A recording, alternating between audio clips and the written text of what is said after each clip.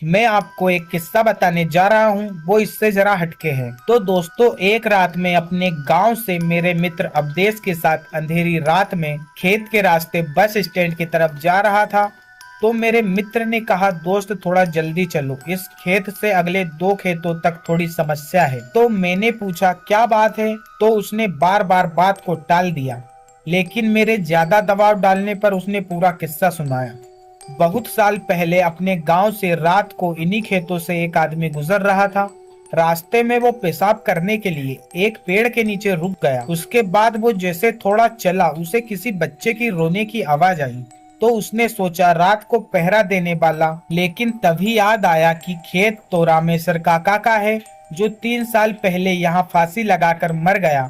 वह आदमी सहमे हुए कदमों से आगे बढ़ता रहा और उसके दिमाग में उन लोगों की बातें याद आई कि इस खेत से गुजरते वक्त रात को कभी पीछे मत मुड़ना, कोई रास्ता पूछे तो उसके आंखों और पाँव में मत देखना, कोई कितना भी बोले मत सुनना।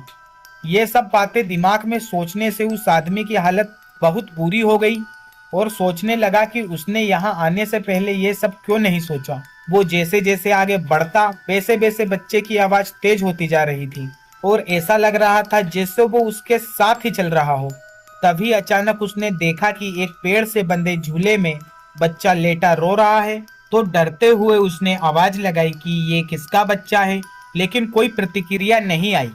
तो डर के मारे आगे बढ़ गया, लेकिन बच्चे की किलकारी सुनकर उससे रहा नहीं गया और उसने पीछे मुड़कर देख लिया।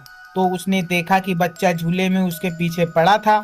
रहम के मारे उसने उस बच्चे को गोद में उठाकर भागने लगा।